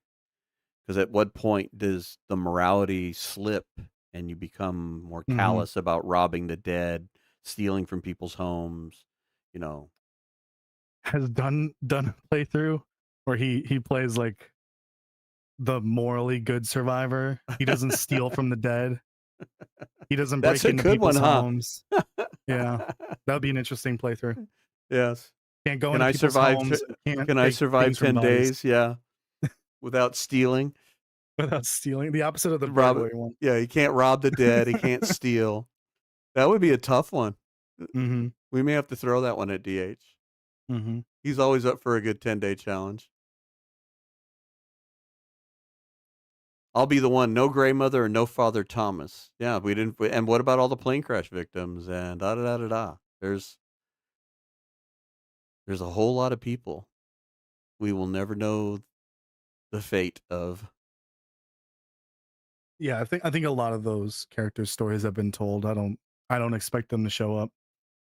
The only ones that might show up are Jeremiah and Molly, maybe because she was hunting the prisoners at Yeah, one point. Maybe Methuselah. maybe. I don't. Yeah, I Maybe. don't put a lot of weight in. I say it very tongue in cheek when I say that. Think someone may need to hit Will over the head a few times to get Methuselah to show up again. He gets beat in the head quite a bit in episode He does. 4. He's got to be concussed half the game. All I could think about is the whole Robin Williams line from Aladdin. He's taken one or too many punches from the snake.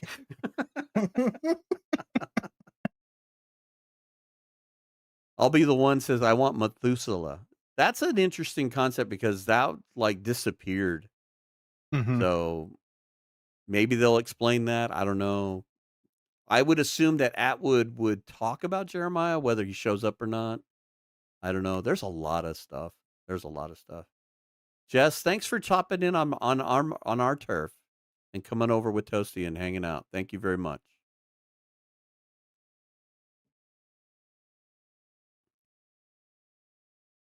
Shade says Will has a hard head. He does. He's fine. Just like Zach always says, he's fine. It's fine. It's all good.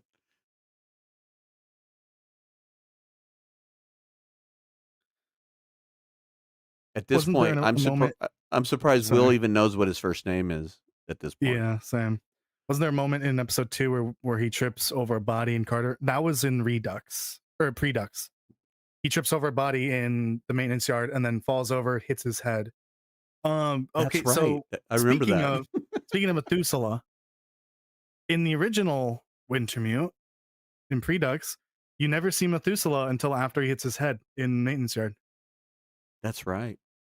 And yeah, They that's how rewrote he him shows in up. a different way Yeah, in they rewrote after him that because entirely. I went and watched those after you mentioned that. Hmm. That's right.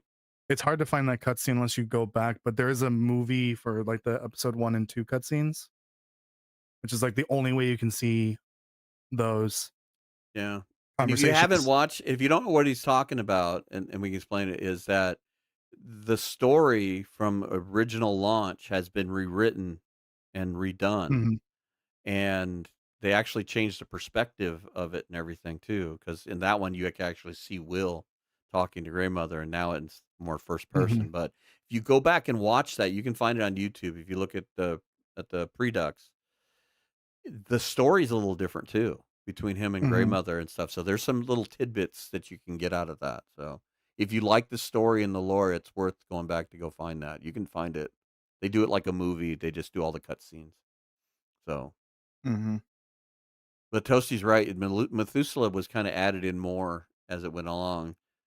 So it's going to be interesting to see if he shows up again. God knows he should see him after he banged his head at the prison.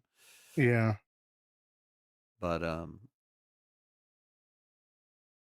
he's definitely he's got to be something imaginary in Will's mind, yeah, I think so. some kind of delusional thing. Uh-oh. Uh-oh. What'd you Hang do? on, hang on, Tobin. Let me look and see what you wrote. Oh, it's just here. I'll Ah, show it. yeah. It picked up a no word. Yeah. Here, let me see if I can. I don't think you can like reverse No, the I removal. can't undo it. But I'll read it out. It says, "Yeah, grandmother was kindly an asshole, if I remember correctly." So yeah, forgive it, Yeah, the Toad. And original. it's Her not you. tone It's was the very bot. different. The bot is very aggressive. So forgive Dr. Frost. Yeah, Grandmother's tone was very different in the original recording. But I think it's the same voice actor. Methuselah's voice actor did change. Yeah, grandmother was a lot more gruff, a lot more Hmm. aggressive. Yeah. A lot more grumpy, for sure. Yes, Nocturnal. Silly bot. Yeah, Those there's I think if you type in Wintermute, I don't remember the name of the channel, but there is a full movie just of the cutscenes. I'll tell you what, I'll look it up and I'll put it in the Hmm. comments on this. So I don't know how quickly I can get that done, but I will. I'll put it in there. Like I said, I wasn't expecting this to go on. I was thinking 30 minutes. It's been an hour and a half. So Ah, I Game Boss. appreciate The I channel is called appreciate it. Game Boss. Game Boss. Yeah, it's If a you put full it in the hour and 10 comment, minutes. if you put it in the comments, I I'll think I pin it. can because I'm a mod. Oh, you can put it in here. Yeah, I you should be think able to put so. it in the chat. There you go. Yeah. Yeah, you can do it in the chat. It's a full hour, There's 10 minutes of the Predux campaign cutscenes and dialogue. So this is before it was rewritten and redone. So everybody talks about how Mhm. late the game is. You got to remember they redid episodes 1 and 2, started from Yeah. scratch. So it's not as late as everybody thinks it is.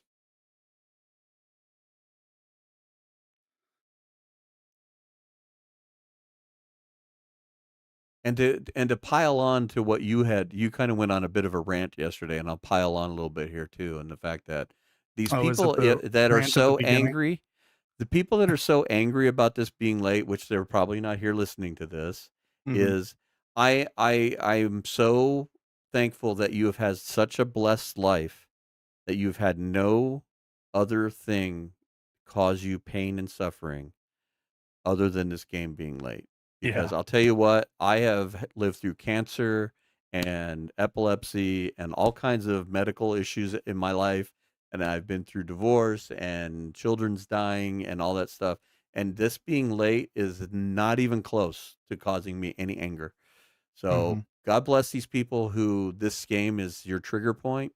You have a blessed life and you should be thankful because Somebody clip that, please. That's exactly how I felt yesterday, but I did it for like a you were different very perspective. upset. I could Yeah. tell you The were very first upset. But like yeah, 20 minutes of yesterday's stream if was this being delayed by something else. 3 months is making you that upset, then you have a wonderfully blessed life that you have not had real pain or real disappointment.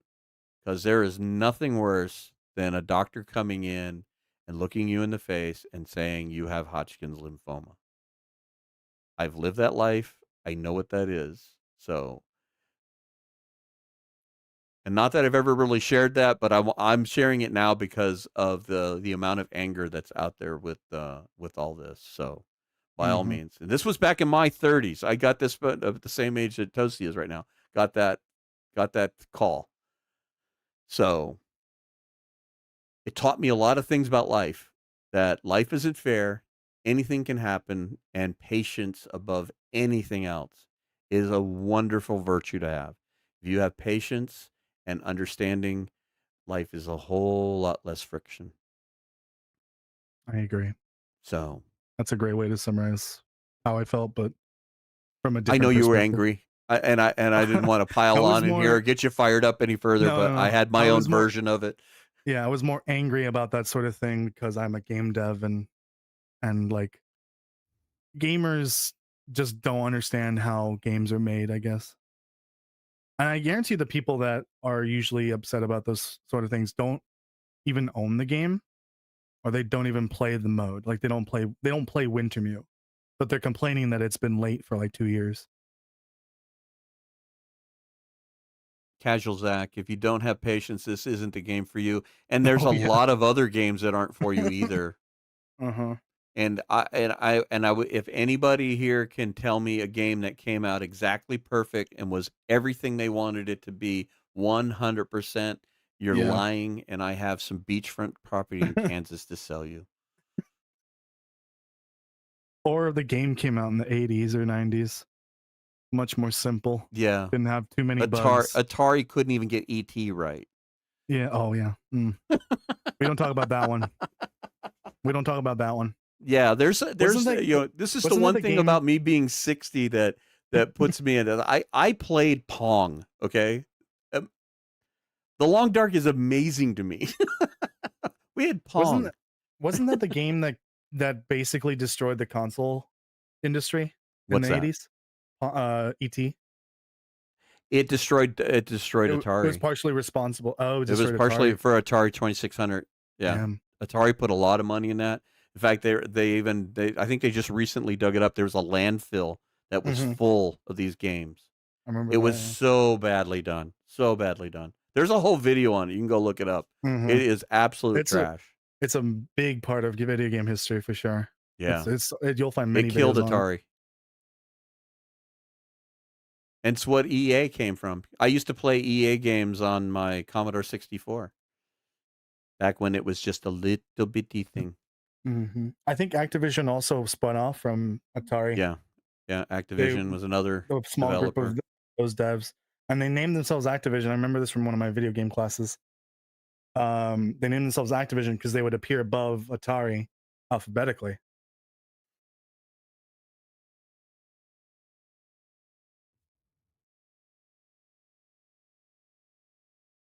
Nocturnal Dream. Remember when we thought Pong was the great? Yeah, I remember when we got our Atari 2600 as a kid, and we thought that was the greatest thing ever made. I can't tell you how many hours of a game called skydiving we played. It was basically stick figures that were trying to land on little squares, but we played it for hours because we knew nothing else. We didn't know anything else. The first time I saw Doom, I was like, thrown into a frenzy of, oh my God, this is 3D and da da da da da. So for us older players that love video games, all this stuff that comes out and looks so amazing is just, I mean, the fact that I can walk around in the snow is so cool. So maybe it's an age thing and that, and of course, experience and age and patience come with that too. But that's why I had to say earlier, it's like anybody that's angry over this, by all stretch, you have a blessed life. So be angry because the rest of your life is amazing if this is what's got you set off. But yeah, I mean, Hmm. if you go back in time, I mean, like I've brought up, I don't know how many times, my big introduction to mods, to all that stuff was Half-Life, the original Half-Life, because Counter-Strike at that time was a mod. You had to download the mod and you had to lay it over top of Half-Life. The Day of Defeat, which I actually competed at, esports. I did Day of Defeat at an esports in Texas one time. That was a mod. Natural Selection, the guys who make Subnautica, their first game was called Natural Selection. It was a mod for Half-Life. So there's a lot of history with mods and all this stuff and all the things that I've played throughout the years. I mean, I had the 2600. I had an Intellivision, which I'm really excited they just came out with a revamp of that. I Hmm. remember selling ColecoVisions and Coleco Atoms at Lionel's Playworld when I worked there. Um, I remember the first Nintendo, all that stuff. So I got history of all of this crap. It's the newer consoles I don't know because I got so once Half-Life and modding and the computers, it was like the heck with these consoles. Modding is the Yeah, way to I don't. go. I don't even think the current console makers know what the hell they're doing with their consoles. They all look Not at all. so. I don't know. The marketing on them is so weird, and the designs are just. One of them is literally a mini refrigerator. I, I don't know what Xbox is doing anymore, Yeah, and I don't think Xbox knows what they're doing. it's crazy anymore. The new stuff is just out of Uh-huh. control. But yeah. And the whole thing, I know we're off on a tangent. We're getting in the weeds as we normally do on the show. And God willing, man, maybe we'll get mods for this. I mean, I look forward to a time where, you don't just share a code, you share a build A that mod list. allows the tournaments to everybody starts in the same place. They start with the same loadout and things are more equal. The loot tables are the same and you can Hmm. actually compete on an even scale where RNG doesn't matter. And then it comes down to play style, you know. I look forward to those times. I look forward to people being able to make maps that don't take 3 years. God bless those guys over at the Long Development. That's Hmm. crazy that they spent that Yeah. much time. You could build a Yeah. map for Half-Life in a day and have it work for Counter-Strike. I mean, some of the most popular Counter-Strike maps were mods on top of mods. It's ridiculous if you go look at the history of Half-Life and Counter-Strike. And Counter-Strike isn't and I that's what got me on that tangent. I was thinking about the awards. That game is up for esports award Hmm. again, Counter-Strike 2. That thing's been around for 35 years, and it was a mod. So, it just amazes me. It just blows me away.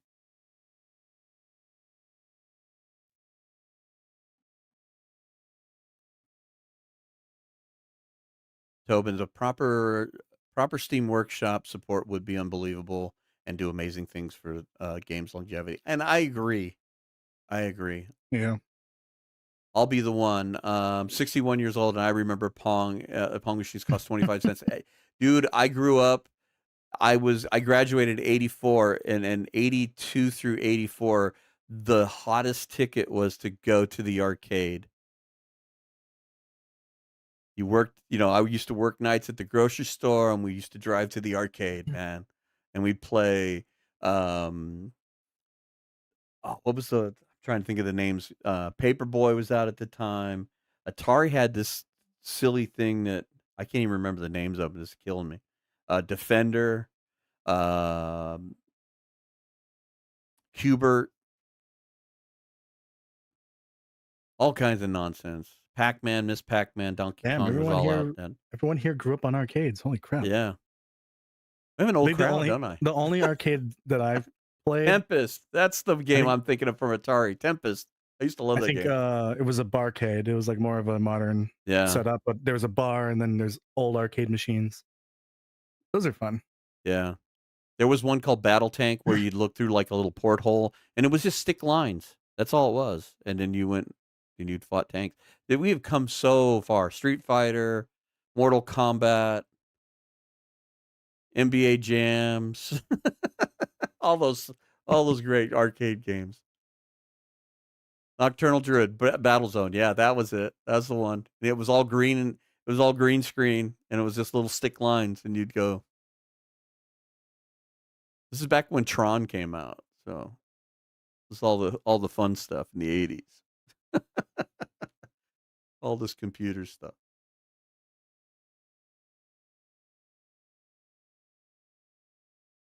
Boy, I went on a tangent, didn't I? We got way off Yeah. into the weeds, but nevertheless. So if anybody's got anything else they want to ask that they're not sure of, not that Toasty and I have the answers by any stretch of the means, but if there's something that you don't know or whatever, um, Druid saying Dragon, yeah, Dragon Quest was that cartoon one, and you had to make the right decisions right the last time. That was a pain in the butt game. I hated that one. And then all the pinball machines and all the nonsense and that. If you have a arcade in your area and you haven't been, go enjoy it. It is a unique experience. For us, it was how we grew up. We didn't have the internet, so we went out to meet people at the arcade and cruise the mall because gasoline was 72 cents a gallon.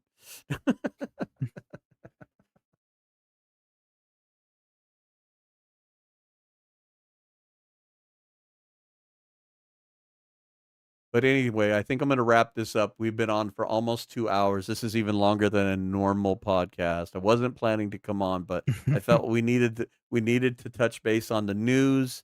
Hmm. And I'm so glad Toasty took the time to come on here and chit chat. I love Of it when we course. get a chance to talk.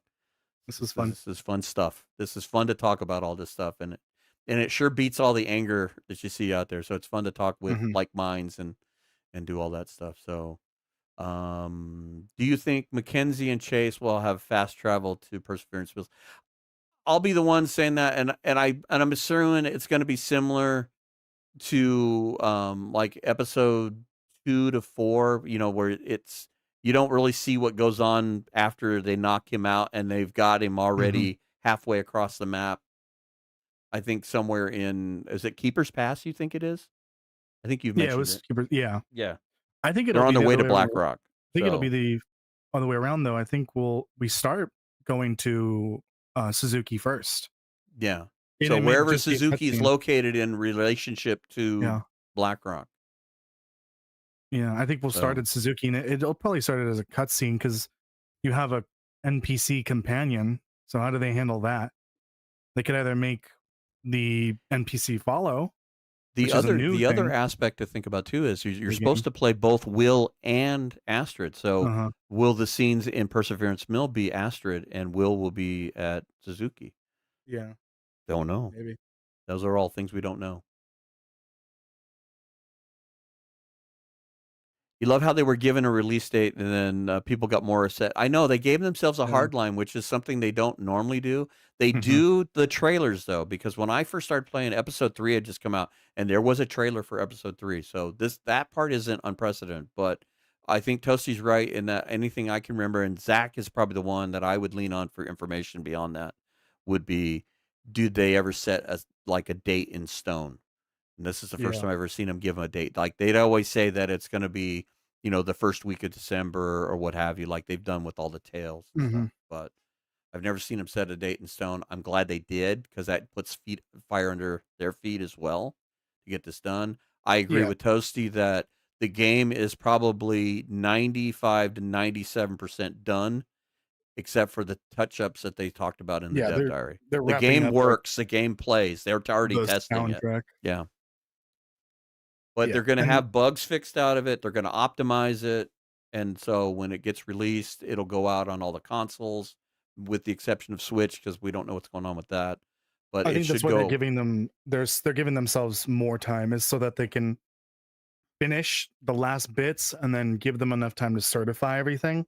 because Because that takes weeks. consoles, it takes weeks to I think a month on Switch to certify a release for content for like a game that's already been out. So they would need to be certifying by late February at the very least. Yeah, and CDU is saying that it's not that that they remember, it's always been a suggested time. Yeah, so I think this Yeah. is the first hard date, but this is great that we're getting a hard date. We could even get it sooner. It's possible.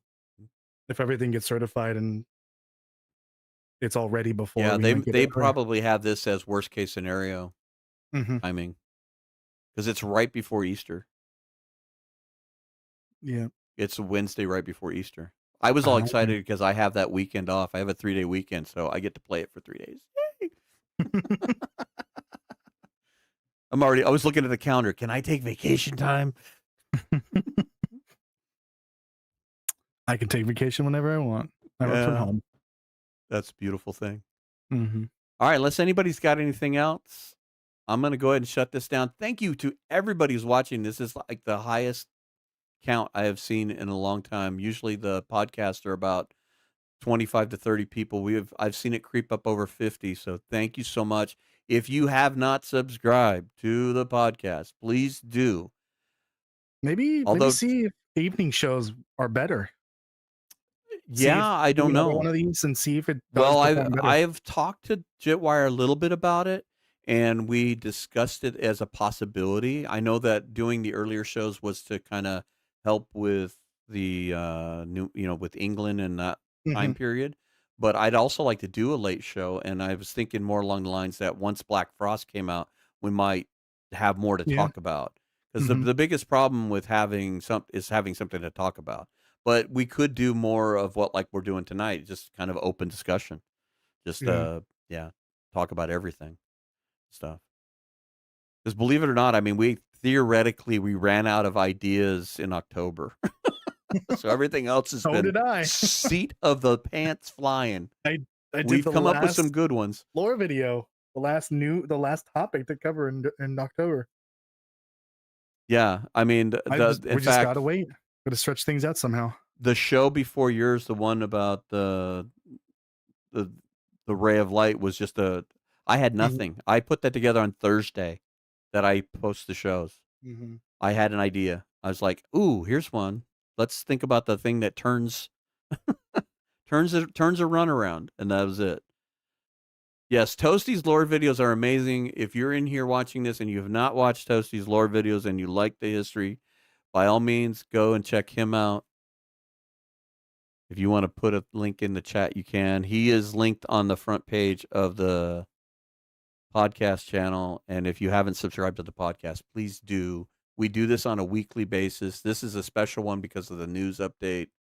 And we usually do them week to week. Toasty's a frequent visitor for us because of the lore and that, but he's also a very close friend of the podcast, and so we love having him on and his point of view. And we want to get to doing more of these, and that maybe that's a good idea that you were talking about doing a late show. I've been wanting to do more roundtable stuff, so maybe we can get some people that could be on later Yeah. and Hmm. do, have like roundtable discussions and stuff. Get like 3 or 4 people on at the same time. But that's all up to you guys. If you guys want to watch it, we'll be happy to put it out there. I love doing this. This has been an absolute trip for me. Um, we've got a special day coming up here in a couple weeks, so I'm excited. So with that, Toasty, if you want to promote anything else, I don't know if you got anything Nope. else coming up. We are going to You do just did. the game deal. What day is that Yeah. on? The 11th. Before that, we're doing Left 4 Dead 2. Oh, yeah, and if Christmas you Left 4 enjoy Dead Left 2. 4 Dead 2, which is another A thing little from collab. Valve, Toasty and I are going to do a collaboration with Stars, And right? maybe Daniel from my community. Yeah, so there'll be 4 of us Daniel playing Left 4 Bones. Dead, and I can tell you this, it's quite silly and fun. So we have a good time. So if you Hmm. want to laugh at a bunch of people trying to survive a zombie apocalypse, come join us. So with Yeah, that, and Toasty, the thank game you lore so to much 11. again for popping Hmm. in and taking Of taking course. Jitwire's chair for the moment and that and talking and everything. And with that, you know what? I'll even have Jitwire say goodbye for us. How's that? Because I have that. So Toasty, is there anything else you got? No, that's it. Okay, everybody, thank you so much for joining us. This is wonderful, and I will let Jitwire sing us out.